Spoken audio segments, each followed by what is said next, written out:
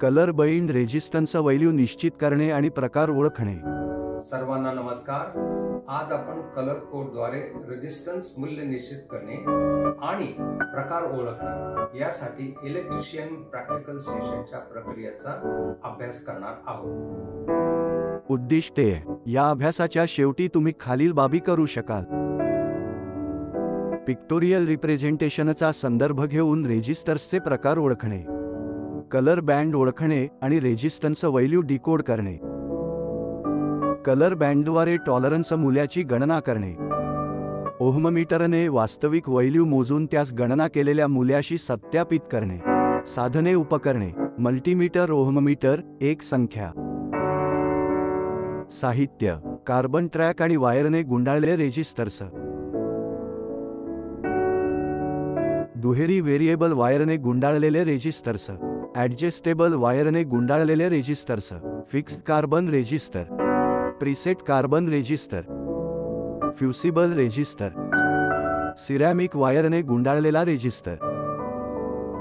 Pictorial रिप्रेझेंटेशनचा संदर्भ घेऊन रेजिस्टर्सचे प्रकार ओळखणे: आकृतीचा संदर्भ घेऊन रेजिस्टरचा प्रकार ओळखा आणि टेबल 1 मध्ये प्रकार लिहा। टेबल 1 मध्ये ओळखल्या गेलेल्या रेजिस्टरसाठी आयएस चिन्हाचे रेखाटन करा। वायरने गुंडाळलेले resistors, variable resistors, tapped wire resistor, potentiometer, carbon film resistor, preset variable resistor, power resistor, fusible resistor. Colour band ओळखणे आणि रेजिस्टन्सचे व्हॅल्यू डिकोड करणे: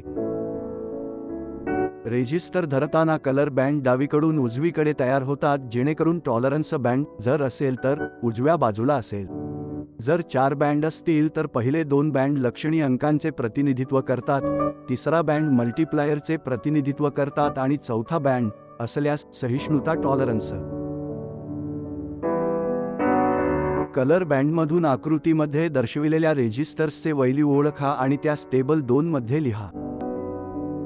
प्रशिक्षकाने दिलेल्या रेजिस्टर्सचे पहिले 2 रंग बँड ओळखा, रेजिस्टरच्या एका टोकाच्या जवळ पहिल्या कलर बँडपासून सुरू होणाऱ्या क्रमाने।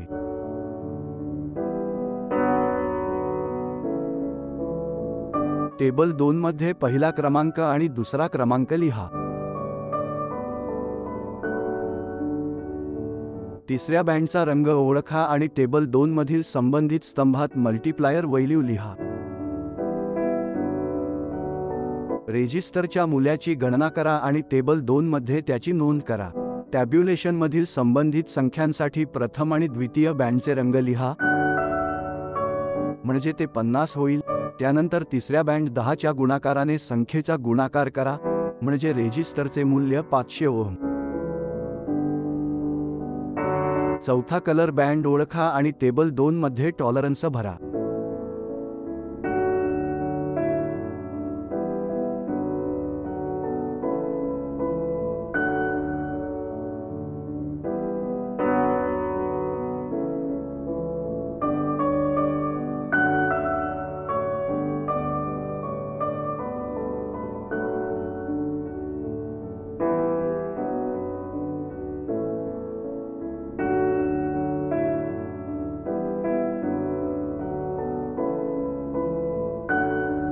मल्टीमीटर, ओहममीटर वापरून रेजिस्टर्सच्या मूल्याचे मोजमाप करा आणि खाली दिलेल्या प्रक्रियेचे अनुसरण करून टेबल 3 मध्ये मूल्ये लिहा।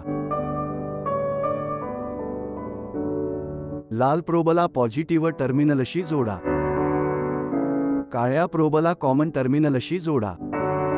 मल्टीमीटर ओहममीटर सेट करा।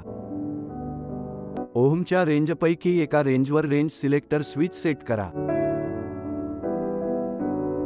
ॲनालॉग मल्टीमीटरमध्ये 0 ओहम समायोजन पार पाडा। निवडलेल्या रेंजवर 2 प्रोब शॉर्ट सर्किट करा। पॉइंटर 0 ओहमवर सेट होईपर्यंत ओहम समायोजन नॉब फिरवत राहा. 0 ॲडजस्टमेंट.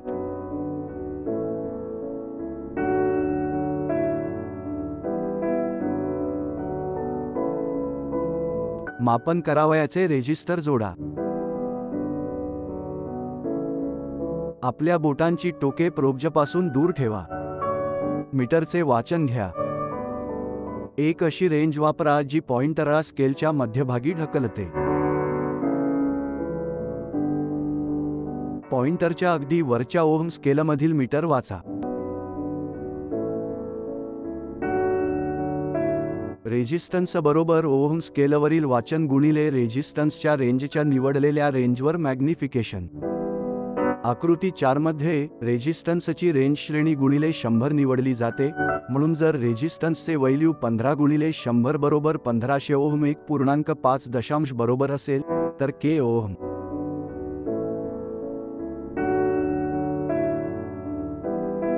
टेबल 3 मध्ये रेजिस्टन्स आणि टॉलरन्सचे चिन्हांकित व्हॅल्यू टाका रेजिस्टरवरील कलर बँडनुसार.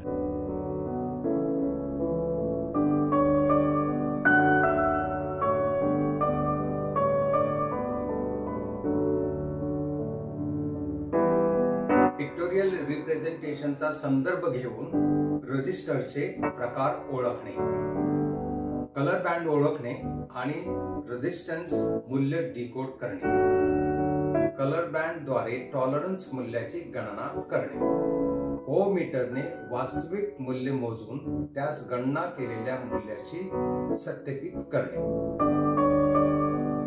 आशा आहे की आपल्याला ही तांत्रिक प्रतिक्रिया स्पष्टपणे समजली आहे.